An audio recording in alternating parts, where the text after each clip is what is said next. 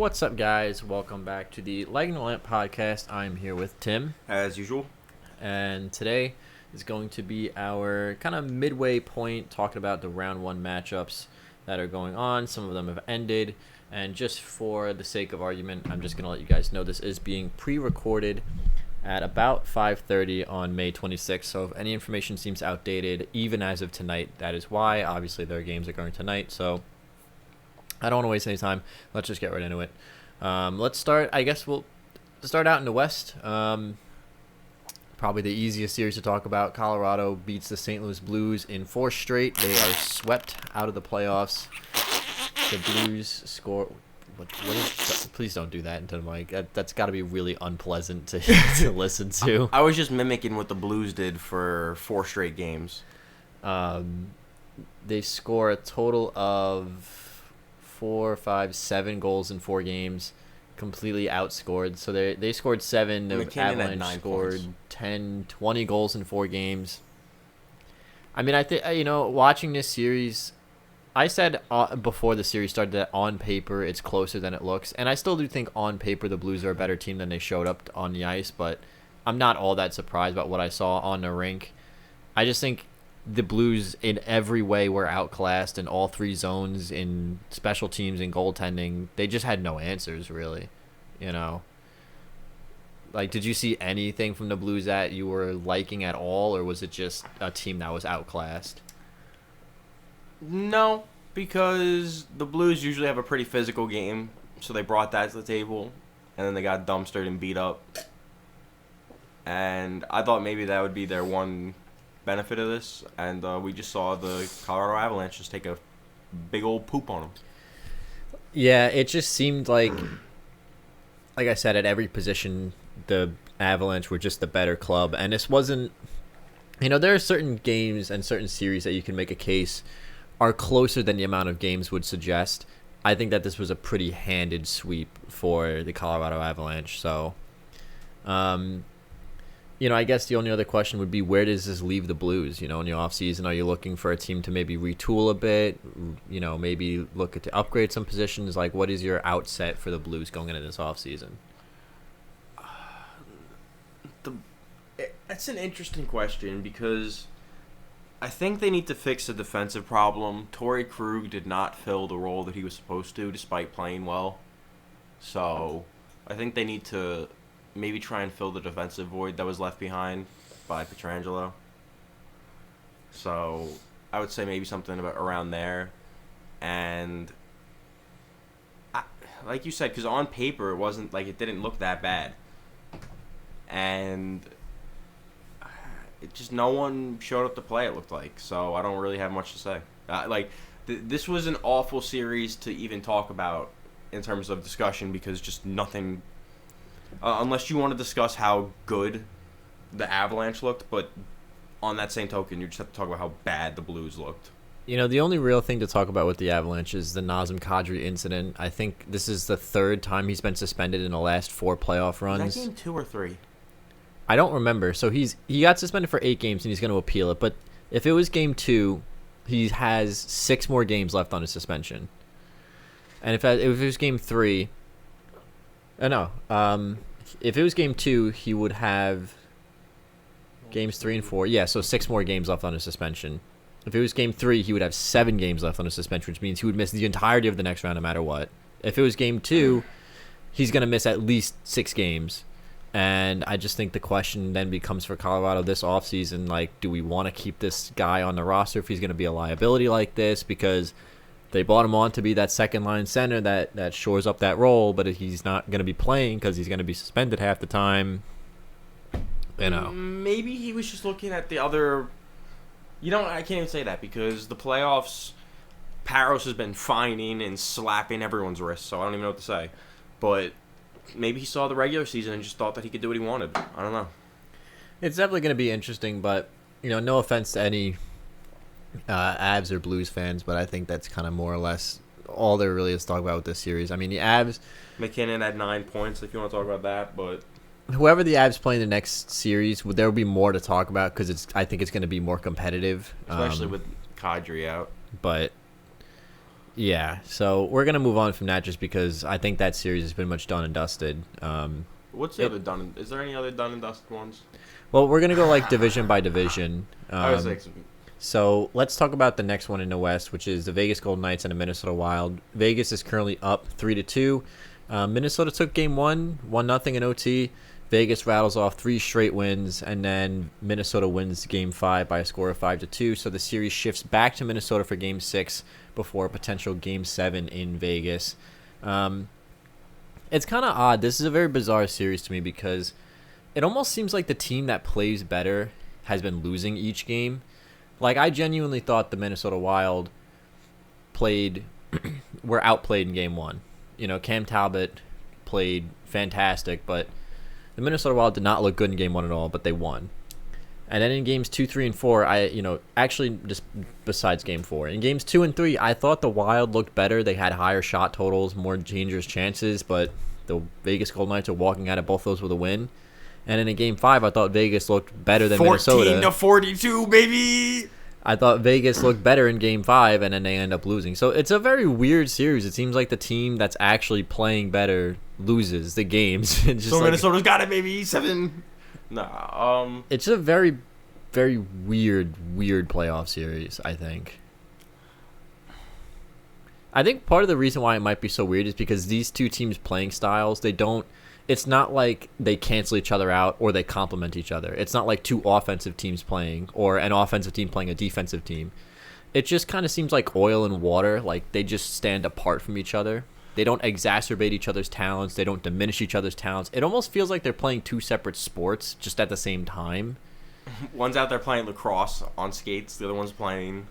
As opposed to the Colorado versus Blue series, which was an offensively minded team versus a defensively minded team, or the Panthers Lightning series, which is two offensively minded teams. It just feels like these are very weird, odd systems to go head to head, and maybe that's part of the reason why it's been so bizarre in terms of the results. Minnesota has always been a very strange playoff team. This is honestly their forte right now is to lose the next game and walk out in 6. That's their usual. Actually, they usually walk out in 5. But it's, if you look back to the regular season on this matchup, it's interesting because this is kind of how it went too. The Vegas won the series overall, but Minnesota had games where they, I don't want to say destroyed Vegas, but they outplayed Vegas drastically. So, I don't watch enough of these teams to know what would be making that happen. Like in that Islanders series, we talked about the first goal. That makes a big difference. We talked about in the other, in that Washington series, the physicality was going to make a difference. But, like, I don't know what would be leading these results like this other than the goalies, which is really all there is to talk about, I guess. Not really all there is to talk about, but... Do you think it might just be because neither one of these teams really has, like, an established identity? Like, for example, the Colorado Avalanche are a high-flying offensive, speedy team, right? The Carolina Hurricanes are not so much a speedy offensive team, but they are a pretty high-flying offensive team. But I can't really look at either one of these rosters and tell you, like, an identity. Like, the Islanders have an identity. They're hard in the defensive zone. They're physical. I can't really look at either one of Vegas or Minnesota and tell you, like, that's a Minnesota hockey player or, like, that's a Vegas hockey player. I think part of the problem that comes with that stems from is that these teams are kind of, like, mishmashed. Like, they don't have, a bunch of free agents. Like, honestly, it's like they're like hut teams, honestly. They're like 80 overall hut teams. There's obviously players who are the best players on the team and they score the most points, like Mark Stone or Kirill Kaprizov in Minnesota's past season, or like Dumba in Minnesota. Like, those are obviously, like, they're better players, but you just have, like, 4 lines of just essentially, I don't want to say normal players. No one's commanding the game on either two teams. I think might be no person out there is necessarily, I don't want to say a superstar, but That's kind of what it feels like. But because like Mark Stone is incredible, and he scores so many points. He has a year, so like it's hard to say that. But even then, like him, outside of the one or two types of goals that he scores, which is him skating up as fast as he can up the wing or along the boards and then just beating them on a shot, or just to pass across the middle. I don't know. I mean, I think, I've never really known what to consider a Minnesota Wild hockey player basically since the Suter and Parise signings, just because after that, then they continuously just chased big free agents. So it was really hard for me to tell like what makes a Minnesota hockey player. Vegas, obviously, they've only been in the league 5 years, so they're still dealing with the pieces that they picked up from the expansion draft and then the free agent signings. It seems to me what makes a Vegas Golden Knight hockey player is like how big of a name you are at this point, because they just want every big free agent. So it's really a case of like two identityless teams just trying to make an identity for themselves. And I think the Minnesota Wild have an identity going forward with guys like Kaprizov, Matthew Boldy. There's just no established lines in that regard, right? Well, it's just like when you think of like what makes a Boston Bruin, you typically think of like hard-checking, big-bodied power forwards. Or what makes a Toronto Maple Leaf, a speedy, undersized winger. If I told you name a Minnesota Wild hockey player, you'd be like, at this point, it just seems like whoever's on the market it becomes a Minnesota Wild hockey player, So honestly, a super generic looking, like, I just think that's maybe why it's so hard to describe this series. But I mean, that being said, it's currently 3-2. I'm still sticking with my Vegas pick. I think that they will find a way to win one of these next two games, because the games that the Wild have won have been relatively close. That was a 3-2 game with an empty netter. The games that Vegas is winning, they, besides game 2, which was 2-1 with an empty netter, a 5-2 score and a 4-0 score. It seems like Vegas has an edge in the games that they're winning. They're winning by a bit bigger margins. I think if you give me 2 games between these two teams and you ask Vegas just to win one of them, I think they can get it done. It wouldn't surprise me to see Minnesota push it to Game 7, though, because they are going home for Game 6. But I'm still sticking with my Vegas pick in this matchup, I think. I think Vegas is the right pick to go with, but I still like my Minnesota boys. And look, I think, even if they go out, this was a successful year for Minnesota, so they can hang their heads high on this year and build for the future. So we'll go to the Central Division now. The number 1 seeded Hurricanes and Let's the number 4 go, seeded Predators. Carolina wins games 1, 2, and 5. So games 1 and 2 at home and 5 on the road, or 5 at home. Games 3 and 4 in Nashville. Both double OT winners for the Nashville Predators. Kind of a similar situation. It seems like Nashville has to like scratch and claw for their wins, whereas besides Game 5, Carolina won the first 2 games pretty handedly. 2 back-to-back double OT winners is not easy to pull off, so credit to the Nashville Predators for having like the mental fortitude to stay in those games. I think Carolina probably should have won last night in regulation, because I really disagree with the no-goal call on Jordan Staal originally, but he makes up for it. He gets the OT winner. So Game 6, they're going back to Nashville. Because I've been giving my thoughts first, like, what have you seen from the on-ice product of this series? And then I'll kind of describe what I've been seeing. But just kind of give me a description of this series from your eyes. You see, it's interesting because the games that Nashville won, and even the 5th game, I honestly thought that Nashville played better than Carolina most of the game. I would agree.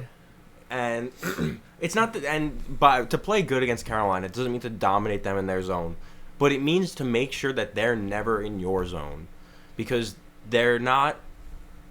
While the goals that they scored actually were on the rush, I don't really think they're a rush scoring hockey team.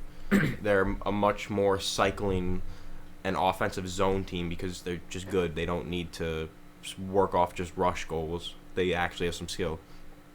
And Nashville in those games was doing a great job in the neutral zone and keeping it just deep in the offensive zone. Not even generating necessarily a lot of opportunities, because they were getting outshot, I think, in all those 3 games, even the ones that they won, the past 3. I'm pretty sure they got outshot.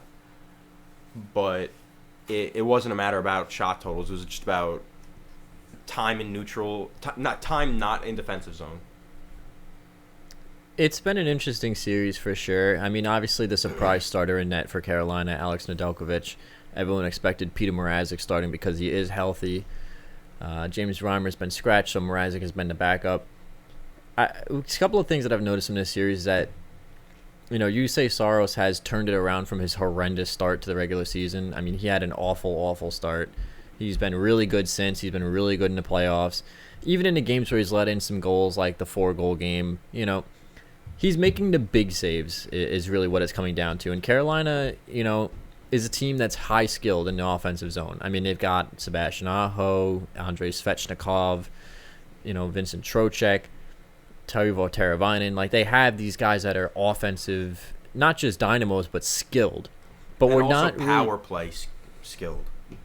Yeah, but we're not really seeing, Aho do his usual dangle through 3 people and score. So, the Nashville Predators are forcing the Carolina Hurricanes to score trash, garbage goals, which, I mean, to a certain extent, that's just how playoffs always go.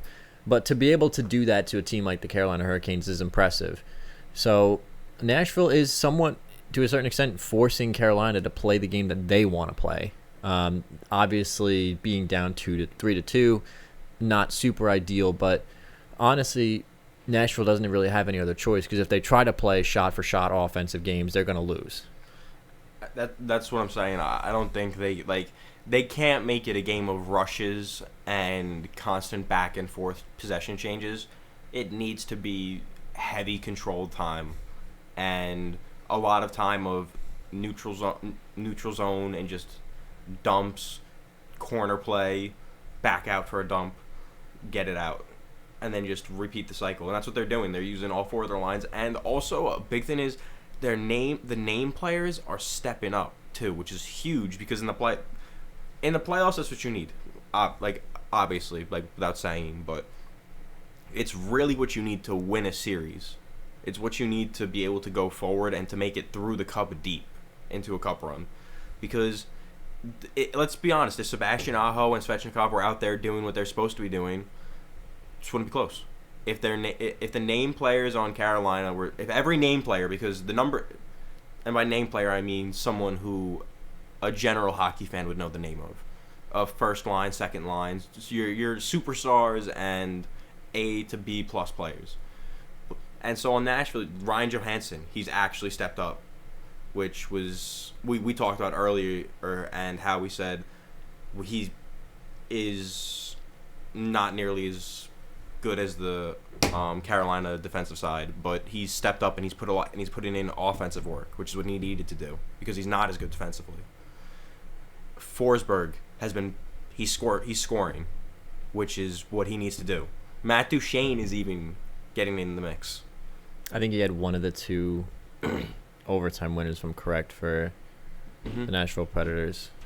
And, again, we've talked a lot about how Nashville is just a team of, they're also kind of an identityless team in a certain extent, just because a lot of their players are, just these random, second-line playmakers that they seem to try to throw together. But Forsberg has looked really good. I think Duchene's looked good. Even though Johansson has been better, I still want to see a little bit more out of him. But I think Nashville's systematically as a team has exceeded my expectations. I think I put Carolina in 5 or 6. But even that being said, even if they lose in 6, 3 of those games go into double overtime, and overtime, they could go either way. So I think that Nashville has a lot to be proud of in this series. Either way they go out. Or, honestly, even if Nashville wins, I'm not saying they can't come back and win this, because with the way that Saros was playing, I mean, that's all you really need to win a series, honestly, is if your goaltender can hit that extra gear and your offense can chip in just enough. This team kind of reminded me, we were talking about this in person the other day, I think, and I said this team kind of reminded me of some of those earlier Rangers teams, like those 2012, 2013, 2010 teams before they hit those spikes in their team play, when they were running with, honestly, just a bunch of second liners, third liners, and then they had Gabrick, or then they had Rick Nash. Or Brad Richards. Richards. So, and even then Brad Richards was 32, 33 at the time. He was older in his career. They had St. Louis, who was older in his career. Dan Boyle, older in his career. Those are, and at the time, McDonough wasn't the superstar that we later, or the Norris Trophy candidate that we saw him to be. He grew into it, he wasn't on the team yet. Stahl was, before he was patchy, was excellent, but he didn't hit his spike until, I would say, he maybe played his best defensively as the year that they lost to the Devils in the Eastern Conference Finals. It was 2012. Yeah. So, like, it's those. When they had Henrik Lundqvist is the key factor of that, because he was just standing on his head, and then the team around him was going out and winning one goal in like 2-1 games, 3-1 games, 3-2 games. It was. I don't want to say an identity-less Rangers, but at the time it kind of was. I mean, I would, to a very large, I actually would disagree like very strongly with that, just because when you have a coach like Tortorella, you're always going to have an identity, and that's no shot at John Hines, but even when he was with the Devils for how many years, they were kind of a weird mismatch team too. But I mean, I get where you're going with it.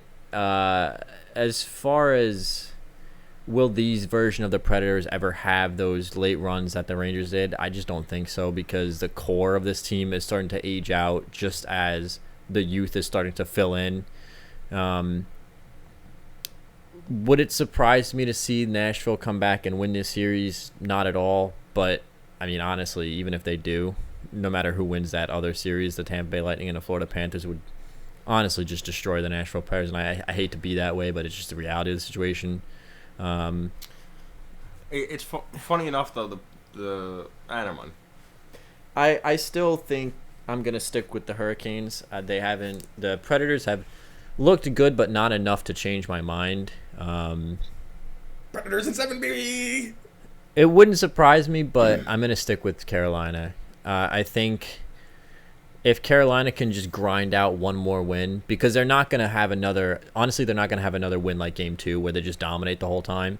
The last win's going to have to be a grind, like a 3-2 in overtime, like garbage trash goal in overtime, like it was the other night when Jordan Staal just like baseball batted it in. I think the Carolina Hurricanes have the depth to do it, though, so I'm going to stick with them.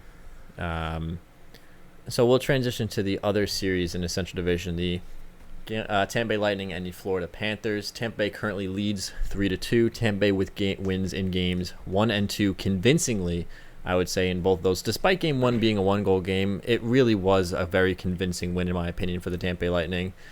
Game 4, another convincing win, 6-2. Game 3, Florida wins 6-5 in overtime, and then Spencer Knight comes in, makes 36 consecutive saves. The first shot of the game goes in on him. He makes 36 saves thereafter, and Florida picks up a 4-1 win on home ice. The problem for the Florida Panthers is they actually have home ice advantage in this series. So now Game 6, you're going back to Tampa Bay down 3-2. I mean, they play better on the road, maybe. So it's not.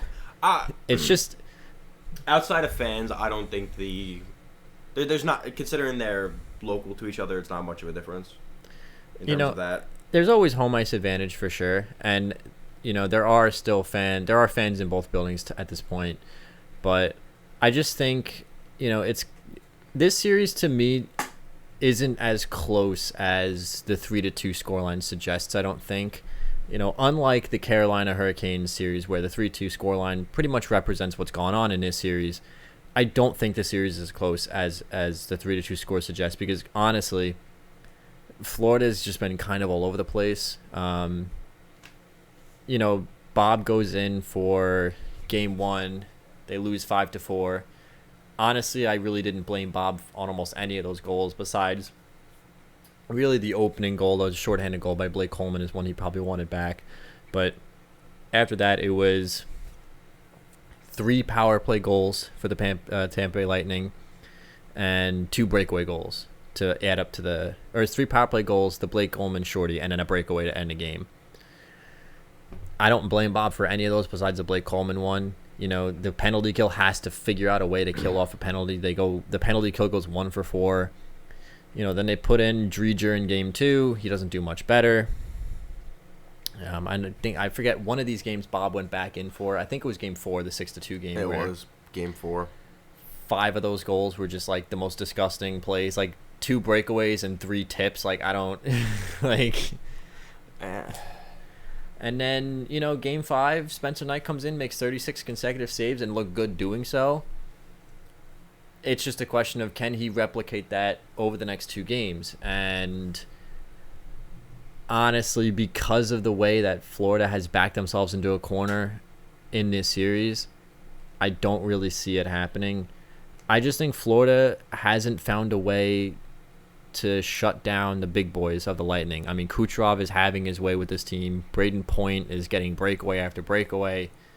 In game 1, Florida was using one of their advantages, which is their quick ups on the breakout, to get odd man rushes. The Lightning have figured that out. They've since made an adjustment. But it looks like the Florida Panthers haven't adjusted at all to the Tampa Bay Lightning style of play, and they're just banking on their goaltender bailing them out. It kind of reminds me last year of the Dallas Stars Calgary Flames series, where Dallas just never made an adjustment to the way Calgary is playing, and quite honestly was incredibly lucky to win that series in the first place.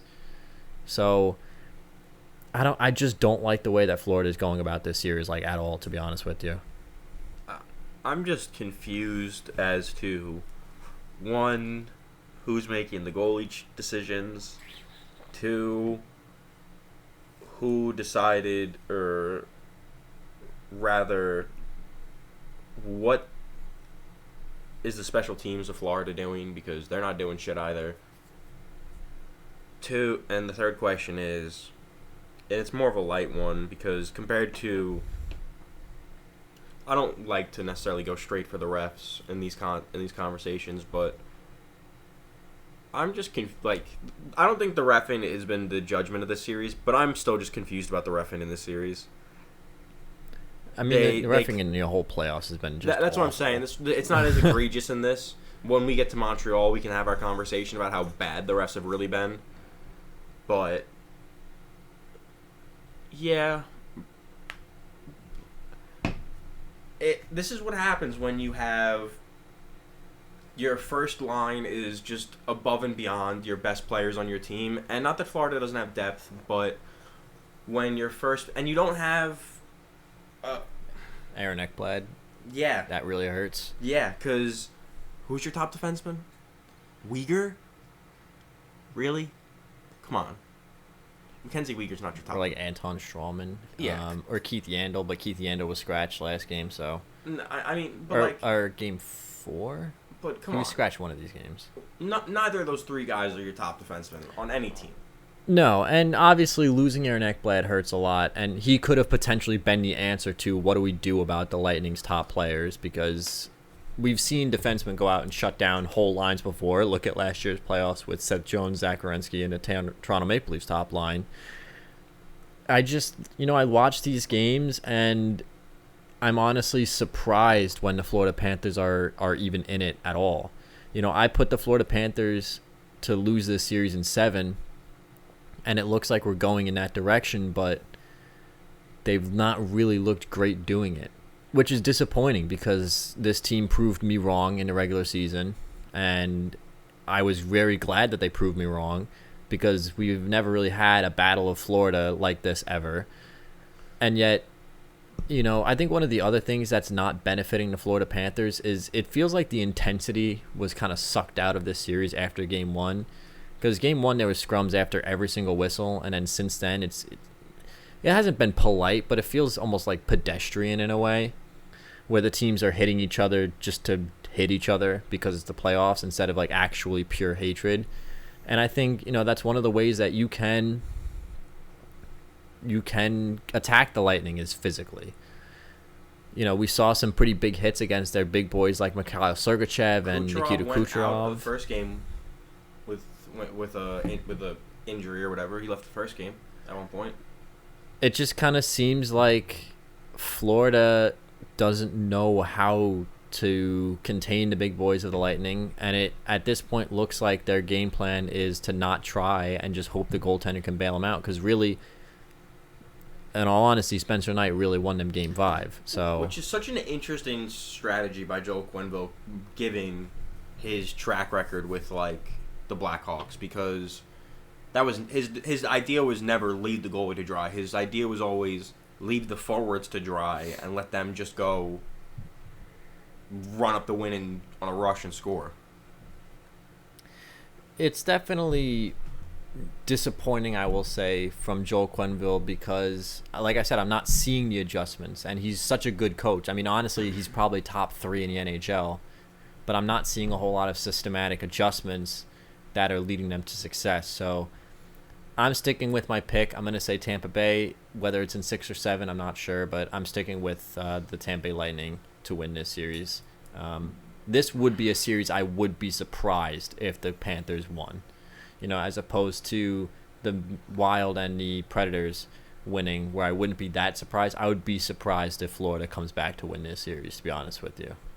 And they're going to have to figure something out in the offseason, because you can't let one injury basically ruin your whole game plan, I agree. It's a shame, because they played so well through the regular season. We saw so much potential from them, and though it's exciting going forward if they do happen to lose in this next game. It'll be exciting going forward.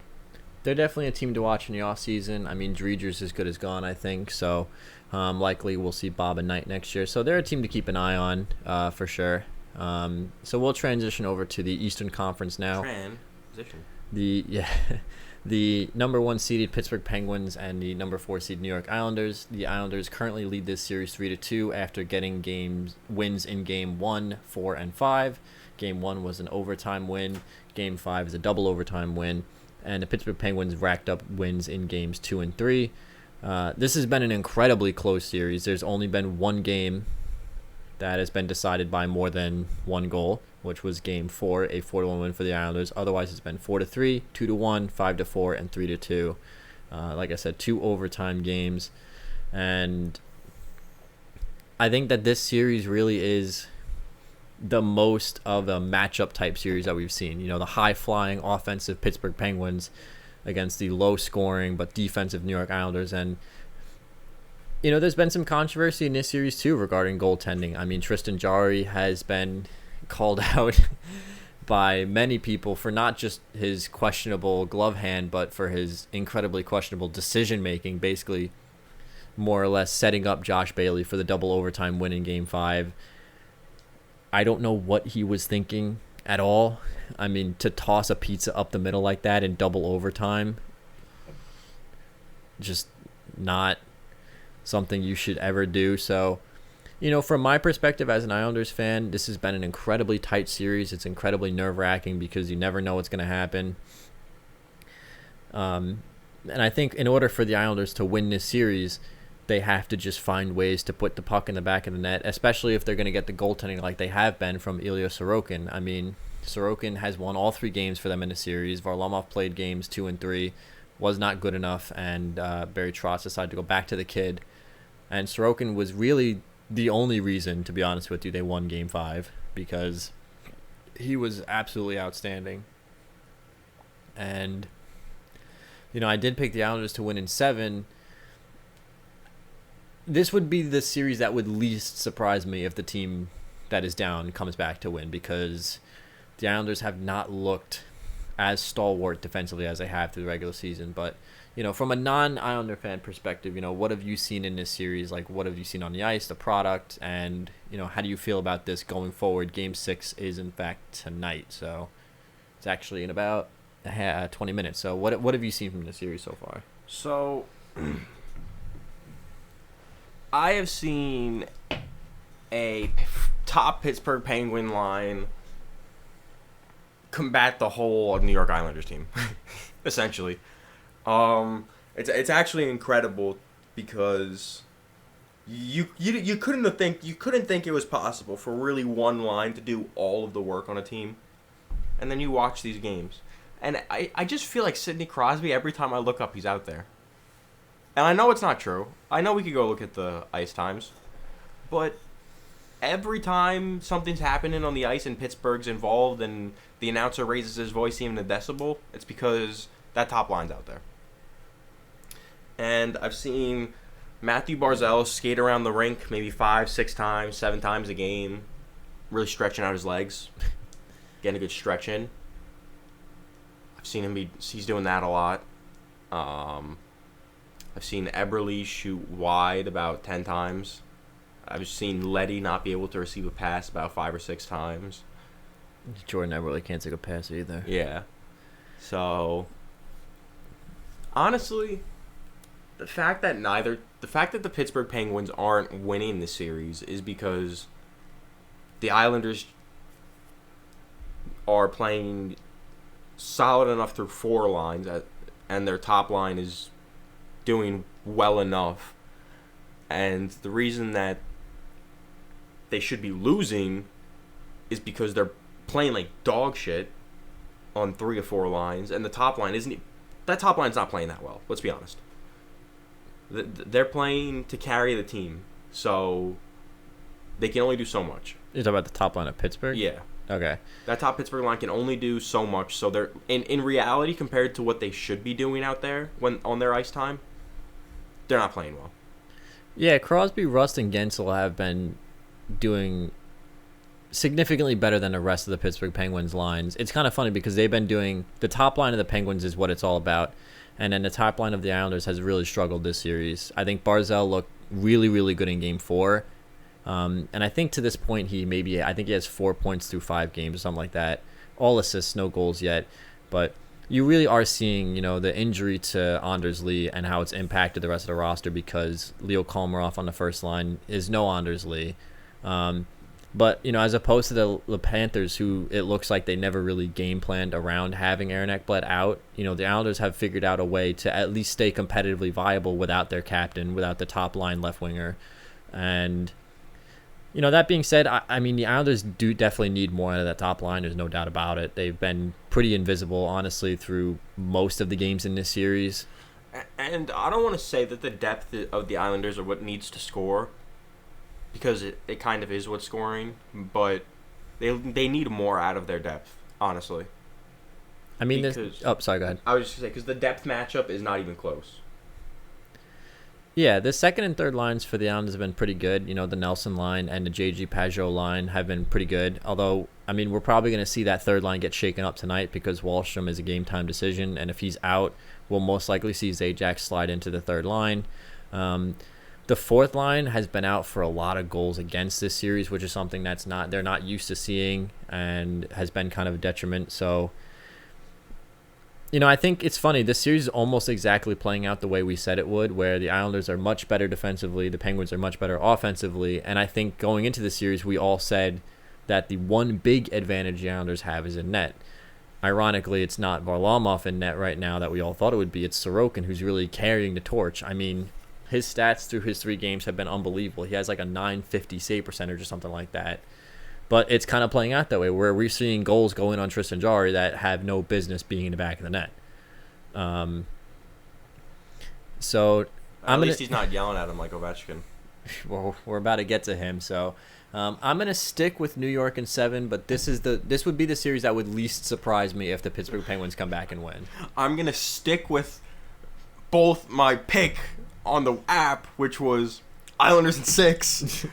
And then I'm also going to stick with my in-person, what I said, which was Pittsburgh. This to me is probably the closest series out of all of them, in my opinion.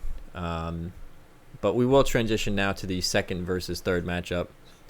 The Washington Capitals and the Boston Bruins.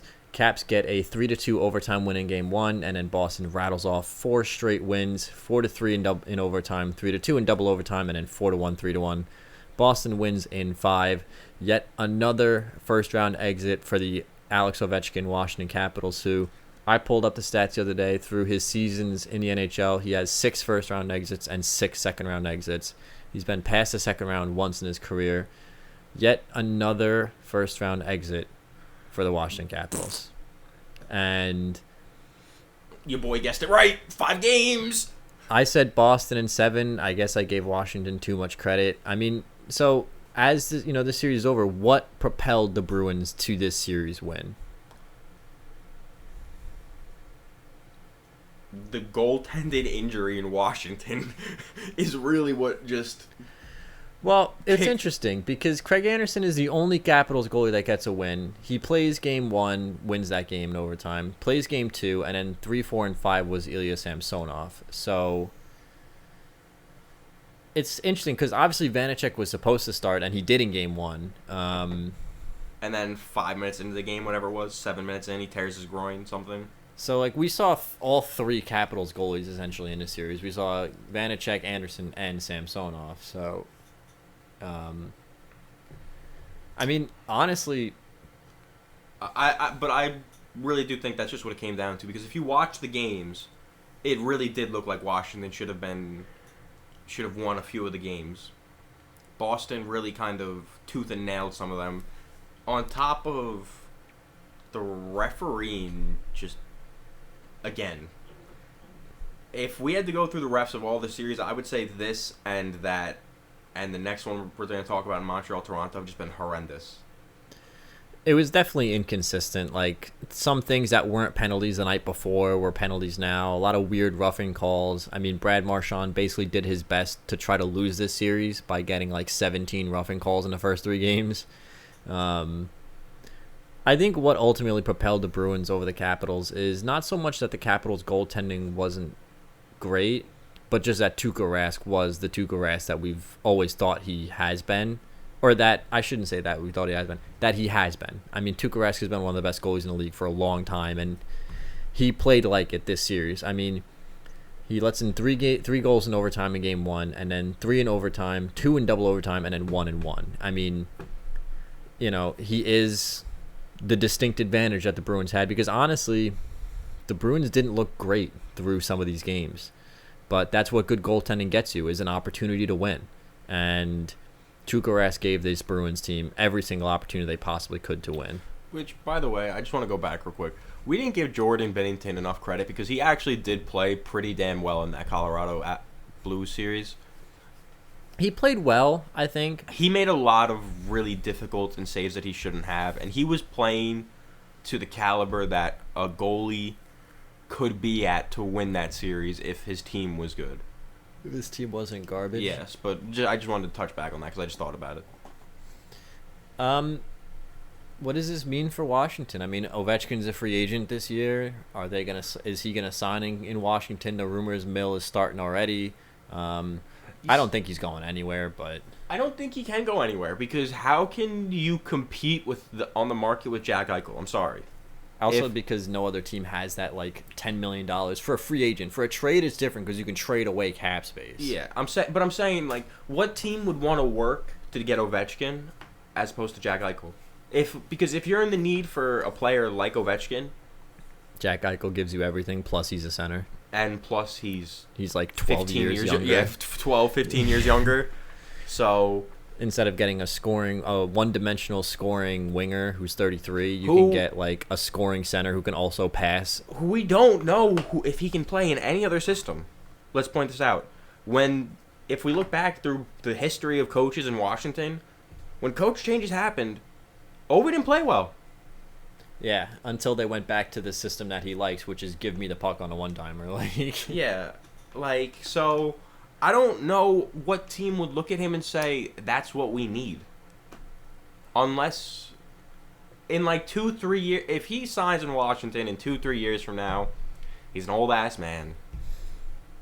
He's on his last few legs. A team might try and make an acquisition for him on a run. But there's no team in an off-season scenario looking at him like, this is what we're going to need for the next 4 to 5 years to win a cup. Yeah. Sorry, go ahead. Unless, of course, you're actually the Tampa Bay Lightning and you can just throw him on IR for 90% of the season and then just avoid cap space.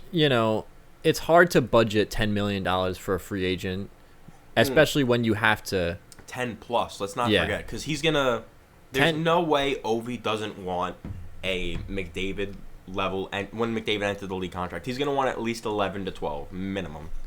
Yeah, so, trading for an $11 million player is different because you can work the phones and you can make trades beforehand and then say, hey, give me Ovechkin now. You can also clear up space. You can trade them space. You can trade Ovi to another team and then have Ovi come over and then the other team retain salary. But when it comes to free agency, there's a huge risk in trading away your players to sign a free agent, because what if you don't get the free agent, but you've already traded your players away?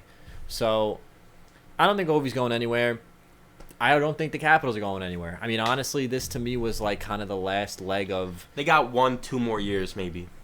Of like borderline Stanley Cup contention. Yeah. This to me, in this playoff format, was their best opportunity, because I think if they got past the Bruins, they had a pretty good shot at getting past either one of the Islanders or the Penguins. Unfortunately, they didn't get past the Bruins, and my pick for the Bruins to come out of the East is still alive. I think the Bruins are a very good team. A little bit one-dimensional now. They're not as deep as they have been, but if Tuukka Rask keeps playing the way he's playing, I mean, all bets are off. When he's on, Tuukka Rask is on. I mean, he's a goalie from the last generation of fantastic goalies, and he was... Did he win a Vezina? No, I don't think so. But he but he was in the conversations for Vezinas against some of the best goalies of the past 20 years. But like that we need to remember. He was up against Henrik Lundqvist, Jonathan Quick, Carey Price, and on off seasons he was up against Bobrovsky twice. He was up against Bobrovsky twice. He was up against Connor Hellebuck recently. Not Corpusella. Pecorine a couple times. Pecorine. Like, we're talking about some of, like I said, some generational goalies, honestly. I mean, even winning one Vezina nowadays is impressive, because Jonathan Quick's never won a Vezina trophy. So, like... That's what I'm saying. So, for him to be in those conversations says enough about him as a player that even now, I would still be confident. But it's very interesting, though, because going into this, there were questions about him because of throughout the season he was iffy, he was wishy-washy at points. They brought in They brought in 4 different goalies. He was also banged up and hurt too. That's what I'm saying. And then after last season, he also talked about not wanting to play hockey as much anymore. This might be his last season or something like that. I think honestly, so this is gonna be it for Tuukka Rask. And that's what I'm saying. So it's very interesting that he's playing at this level with that much. But this might be his last hurrah. So this might be this is either his swan song, or this is his. Okay, so not it either is. We either expected it to be his swan song or I don't really give a shit what happens, and he's clearly trying to make it a swan song. I think it's funny because, like I said, this is the last hurrah for the Capitals. I also think this is one of the last hurrahs we're going to see from this Bruins core, because Krejci, Marchand, Bergeron, these guys are getting up there. They're like 33, 34, 35. Tuukka Rask at this point is 33 or 34, 35, one of those. So this is like the last big, deep run I think this team has left in them. So who knows? I mean, definitely we're going to keep an eye on the Tuukka Rask situation in the offseason. If I had to bet money on it, I would suggest that this might be his last season in the National Hockey League, but we shall see. So we're going to go up north of the border, the last division, the number 1 seeded Toronto Maple Leafs against the number 4 seed Montreal Canadiens. The Canadiens pick up a win in Game 1, 2-1 win. And in games 2, 3, and 4, Toronto has taken them by a score of 5-1, 2-1, and 4-0, respectively. So Toronto currently leads the series 3-1. And unfortunately for the Canadiens, we're now going back to Toronto for Game 5. So, unfortunately, Montreal's in a very tough position. And Carey Price honestly has been the Carey Price that we think he has been his whole career. He's been on another level this whole playoff runs. Despite what the goal totals might tell you, Carey Price has been fantastic. The Canadiens just can't score goals. They have 4 goals this whole series. They're also just not playing defense. We saw last night the back check by someone. It was pathetic on the second goal. He was gliding back with his stick out, not even like striding. And on a 2-on-1, it's like if he comes back, picks up his man, the play doesn't happen. Montreal needs to play like they did in Game 1 to win the series. They need to be hungry and want it, because Carey Price wants it. He's out there. He smells it. He smells that bacon, baby.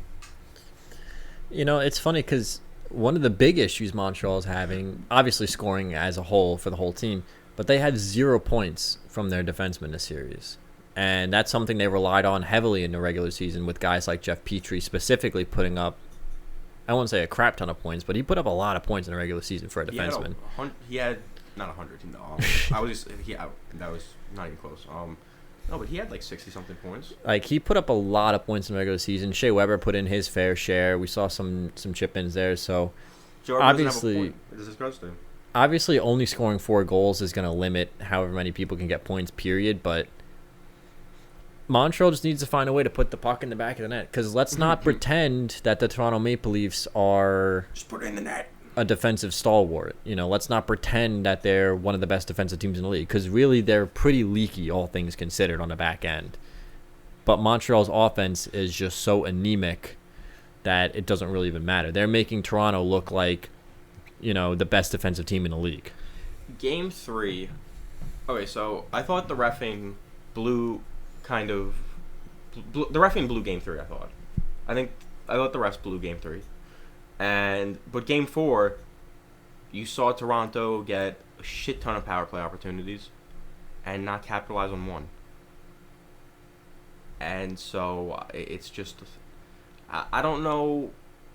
That's what it really comes down to, honestly. It really comes down to Montreal's special teams just not being able to do anything. They had a 4-minute power play and 2 shots on net, or something like that. They had 0, actually. They had a 4-minute double minor for high sticking. They got 0 shots on goal. Yeah, so how expect to win when that's happening? You need. So this is about what I was talking about earlier. Montreal is not a good team. They need to score on the rush, but they're not doing it. But they keep getting power play opportunities because, well, not constantly. Last game they did, and we saw them not be able to do anything. So, yeah, I mean, bottom line, end of the day, I think this is another case like the Blues and the Avalanche, where at pretty much every position except goaltending, Montreal just is outclassed by the Toronto Maple Leafs. The Leafs' offense is better. Actually, let me walk that back, because I do think the defense of the Canadiens is better than the defense of the Toronto Maple Leafs on paper, specifically the defensemen. I would say the defense might be playing better now, too. They just have no help. Yeah, like on paper, a lineup of Weber, Petrie, Sherratt, Edmondson, Kulak, and Riley, or not Riley, the guy they got from New Jersey, I think is pretty equal in terms of defensive prowess to a lineup consisting of Morgan Riley, Jake Muzzin, Zach Bogosian, Rasmus Sandin, and TJ Brody. I think the Canadiens might be a little bit better defensively. Obviously, the offense is better from the defensemen of the Toronto Maple Leafs, but yeah, honestly, I don't see Montreal coming back. I mean, I know if there's any one team in the playoffs that's going to blow a series like this, it would be Toronto. But that's funny point you said that, because while they're the one team that would blow it, I don't know if Montreal's the one team to capitalize to be able to do it. Yeah. So I'm going to stick with my initial prediction, which was Toronto in 6. I think we're going to get one more gem of a game from Carey Price, but honestly, it doesn't matter if Carey Price plays well. His team's got to score some goals. And speaking of goal scoring, we're going to go to the last series. The number 2 seeded Edmonton Oilers. Let's go! And the number 3 seeded Winnipeg Jets. Winnipeg taking this series by a 4-0 sweep. Games 1 through 4, all Winnipeg wins. Games 2, 3, and 4 were in overtime. Game 4 was a triple overtime winner by scores of 4-1, 1-0, 5-4, and 4-3, respectively. So I want to get this right off the bat. All the guys at Spitting Chicklets, I know you don't watch this, but fuck every single one of you for not one of you putting Winnipeg Jets winning this series. I told you it was in 4! It's kind of crazy because, like, most of our friends actually ended up picking the Winnipeg Jets. I know I did. I know Steve did. I know you did. Granted, I said Winnipeg in 7, not in 4. But, this was a pretty, despite the sweep, it was a relatively close series. 2 games in overtime, Game 4 in triple overtime. But ultimately, I guess my question is, I don't want to take anything away from Winnipeg Jets because they did a phenomenal job this series. But what doomed the Edmonton Oilers in this series? I'm sorry, what was that? What doomed the Edmonton Oilers in this series? Coaching. Flat and simple. Or coaching or GM. I don't know. I don't know who made the call. I don't know who makes the call to play Darnell Nurse for 62 minutes in a game. I don't know who makes the call to have him play the last 14 minutes or 14 of 20 minutes in the last overtime. Who makes these calls? Darnell Nurse is a phenomenal player. Excellent. But you have 4 defensive pairs? 3. I was saying like 3, maybe 4, like 3.5, whatever they have. I don't know what they're doing. I don't know what they did. They're running 6 defensemen, so they have 3 pairs. Okay, I didn't know if they were running 7 or not. Oh yeah, so you have 5 other defensemen, 4 if you don't want to include his partner. Where were they? Cycling for the partner the whole time? It's interesting because there's been a lot of talk about Connor McDavid after this series because through 2 games in this series, he didn't register on the score sheet. I don't think this series has anything to do with him, honestly. I don't either because, I mean, he played really well in Game 3. He played really well in Game 4. Especially when we have to consider the Game 3 collapse. Edmonton was up 4-1 with, I think, less than 10 minutes to go in the third. Absolutely beautiful to watch. A complete and total collapse from the Edmonton Oilers. And I hate to say I told you so, but this was the team that we all pointed out they can't defend. And to collapse like that when you have that kind of a lead is just unacceptable. We pointed out that the team can't defend. We pointed out that they have no depth. And we pointed out that the goaltending was questionable. Connor Hellebuck, despite letting in 7 goals through the last 2 games combined, looked absolutely phenomenal in this series. He honestly was the reason that they took Games 3 and 4.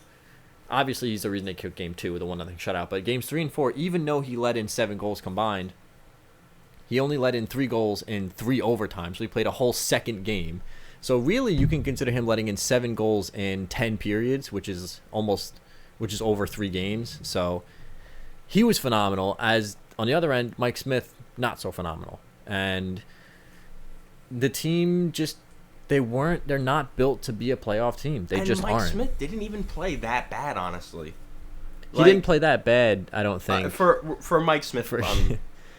It's just unfortunate when you're getting compared to, Connor Hellebuck. I'm just saying, there was no. I don't think there was an expectation really ever of him to be the reason, or even close to being part of the reason to why they win the series.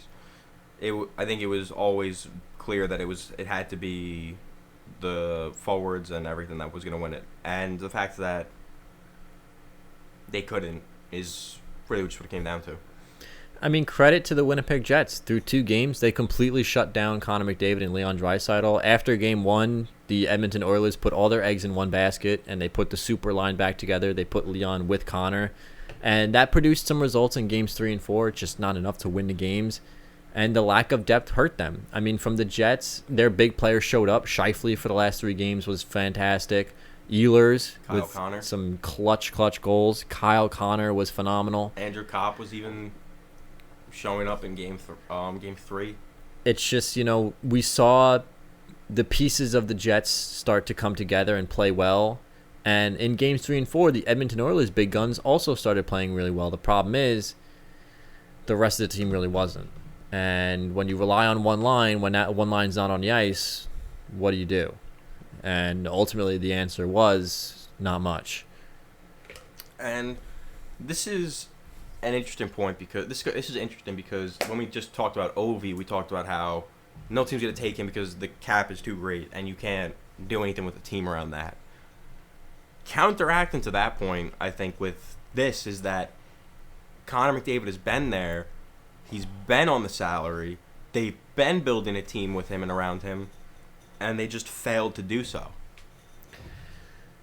Yeah, I mean, the number one priority for this team in the offseason has got to be to get a goaltender. I mean, there's no ifs, ands, or buts about it. There can't be any questions in that anymore for the Edmonton Oilers. We can't, and they can't cheap out on it. They can't go out and do what they did with Cam Talbot and get a B level goaltender who happens to turn into an A goaltender for a couple of years. They need to go out and get a goaltender. There's no questions, no doubt, gonna be there every night. They can't play these games anymore in net because it's hurting them. It's killing them every single season. What I think is crazy is, wouldn't you, even if you're not really much of a hockey fan, but a soccer fan, a lacrosse fan, a hockey fan, I think anyone could tell you that if you have the best player in the world and you have one of the best goalies in the world, you have a pretty good damn shot at winning.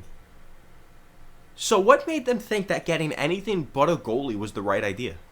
Especially in the offseason where we had all these goalies on the market. I just, because if I was building the best rec level team I could, I would think, okay, who's the best player I could get? Who's the best goalie I could get? Those are my first two thoughts. Maybe not even in that order. It might be goalie then player. You know, obviously the Oilers need some depth. There's also no question about that. They need depth scoring because they need to help out Connor and Leon. But that, to me, takes a huge, huge backseat to the goaltending problem. Because Mike Smith and Mikko Koskinen are not going to cut it, and carrying only $3 million worth of goaltenders on a roster isn't good enough anymore. You cannot skimp out on it. I mean, they have an opportunity this offseason with a couple of goalies, honestly. Chris Driedger is coming on the market.